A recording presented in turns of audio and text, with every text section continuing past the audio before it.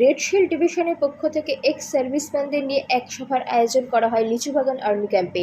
মঙ্গলবার এই অনুষ্ঠানে উপস্থিত ছিলেন আর্মির ডাইরেক্টর জেনারেল এস কার্তিকে, সৈনিক বোর্ডের ডাইরেক্টর জেপি তিওয়ারি সহ উচ্চপদস্থ আধিকারিকরা। সেনাবাহিনীর পেনশনাররা যেন বিভিন্ন সুযোগ সুবিধা ঠিকভাবে পায় সেই বিষয়টিও উঠে আসে আধিকারিকদের বক্তব্যে। অবসরপ্রাপ্ত সেনাদের সম্বর্ধনা ও উপহার দেওয়া হয়। অনুষ্ঠানে অবসরপ্রাপ্ত সেনা জওয়ানদের পরিবারের লোকরাও ছিলেন। অত্যন্ত সুশৃঙ্খলভাবে এই অনুষ্ঠান সম্পন্ন হয়। वेटरन्स हैं, वीर नारी हैं, उनके परिवार हैं, ये आप बाकी समाज के लिए रिटायर हो सकते हैं, हमारे लिए आप हमारी ऑर्गेनाइजेशन का, डिफेंस फोर्सेस का हिस्सा है और हिस्सा बने रहेंगे। और ये जो रैलीज हैं ये बहुत ज़रूरी हैं क्योंकि इसमें कॉमन पॉइंट्स एक साथ एड्रेस हो जाते हैं।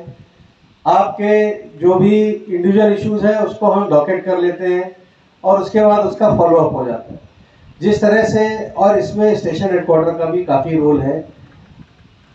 मेरा आपसे एक रिक्वेस्ट है कि सही जगह पर सही कंप्लेन आप भेजें।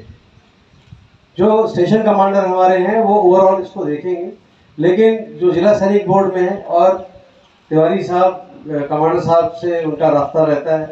जो भी फिर इश्यूज मेजर हैं हम उनको पकड़ सकते हैं। जो जिला सैनिक बोर्ड के थ्रू स्टेट चैनल में जाना है वो वहाँ जाएगा, जो हमारे थ्रू आगे जाना है एजी ब्रांच तक, आर्मी हेडक्वार्टर तक, वो हमारे से